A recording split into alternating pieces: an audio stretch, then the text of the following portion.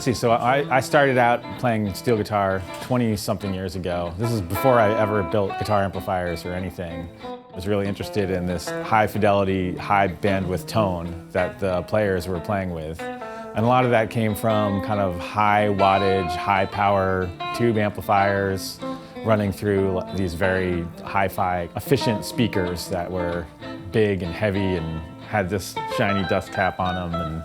And I had this old twin reverb and I kind of modified it and made all these changes to it. And I kind of had like a blog as I was going, and someone messaged me, and it was a list of the alembic modifications to Jerry Garcia's twin reverb. Turns out that I was like 95% of the things that I just did to my amp just happened to be exactly the same as what he'd like to have done to his amp. That's kind of what led to my first model was my 85-watt pedal steel amplifier. So another thing that I found that I had in common with Jerry Garcia was we both had a love for these JBL Alnico speakers. Found out that, that's kind of what people had been using back in the 70s and 80s. Like all my favorite recordings and favorite guitar players, like, Zappa was using them, Garcia was using them, the Allman Brothers were using them. I was like obsessed with that sound because the compression and the like extra bandwidth and the low end punch and just the sweet, beautiful mid-range that you get out of the speaker that I've never heard from any other speaker.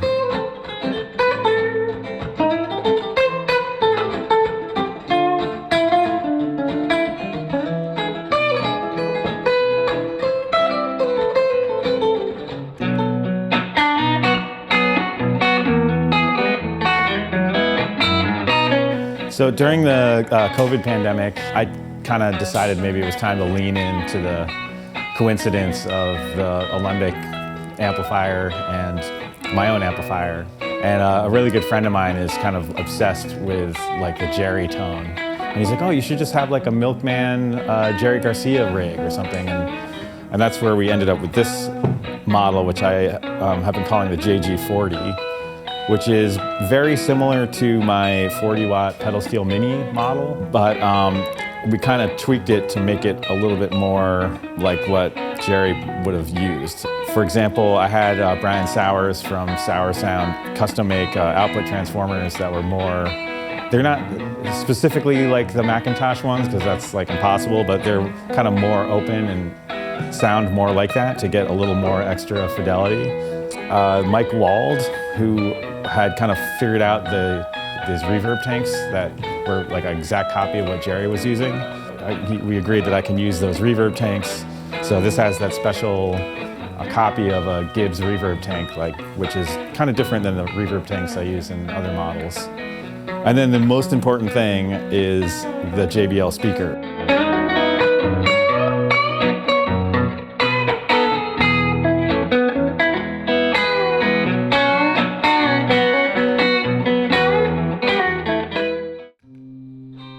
40 or so of these speakers that I was able to buy online, and I had them reconed by various people. And especially during the pandemic, I mean, the price of these speakers shot up like over $800, especially the ones that had the orange frames.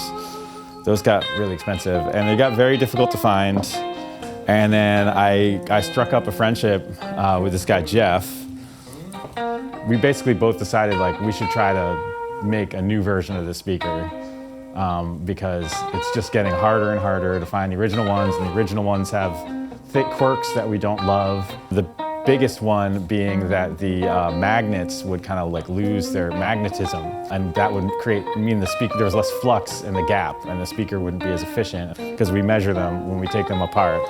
And so this number here, which is about 12,000 Gauss, is what the JBL original spec was. And so this is where we came up with our own design, which is pretty much exactly the same part for part as the original with just some, modern improvements. What we're going for here is the K version, which has the cloth surround on it. And the reason I go for the K is because it has a higher it can handle more power. The back of the JBL was made out of cast iron, and ours is actually milled out of steel. But I think it's like 93% similar in the materials. We had magnets cast too from Alnico. We're getting these magnets made for us, and they come and they're not magnetized because it would be kind of impossible to ship magnets that were magnetized. So they come unmagnetized, and then you have to assemble the speaker and magnetize it. So that kind of put me on this crazy quest to build a magnet charger. Yeah, there's some pictures of these. We just kind of went like all hands on deck, like all my friends in like Milkman land basically helped and pitched in and helped me get this thing together here. If you look at this photo, you can see in the middle of that, this is our design. There's a really teeny tiny gap there. It's like thousandths of an inch, and that's where the voice coil sits, and you have all that 12,000 Gauss like focused in that tiny little slot. And that's what makes the speakers have that like super fidelity.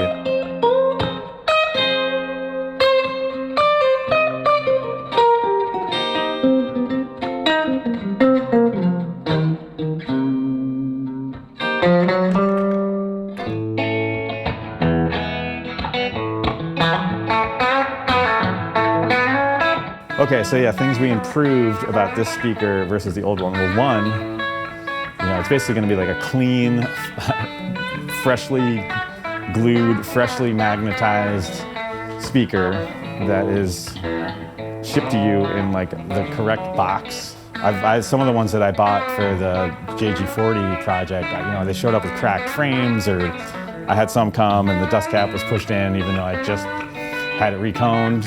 And you're not going to have anything stuck in the gap or anything like that. So if a little scrap of metal or something gets in there, it's like pretty much impossible to get it out. And also things that were just kind of available to us, like these terminals. They're a lot easier to put a wire in, especially when the amp is got the speaker in it already. So there's a couple parts in here that we had to have custom made. There's like a pull piece in there, and there's a ring that goes around the pull piece, the frame, and then this. We call this the pot. It looks kind of like a brake drum, but yeah, it's all custom made to fit and be like kind of perfect. We got these speakers made, and we're gonna make a whole bunch more, and then I started putting them into my amplifiers to see how they performed. And obviously the first one I put it into was this JG40 model, and I don't know, that like moment of putting a fresh JBL style speaker into this amplifier was kind of like, transcendental. I mean, it was like, I had a Recone speaker in here, and I took it out and put mine in, and I was kind of like shocked. Like the players that were using them in the 70s and 80s, like their speakers were brand new. They weren't playing out of 50-year-old tired speakers, like I think the Dead would tour with like a pallet of these things, and I don't know, there was something kind of special about it for me. And then just knowing that I can now do exactly what I want. I don't have to find things on eBay and stuff for people anymore. I can just be like, we're gonna finally provide you with exactly the speaker that this amplifier was designed to have the whole time. I'm not like substituting, I'm not sacrificing anything, and I'm ecstatic about it. I feel like I just like unlocked like some sort of like new achievement level of amplifier building.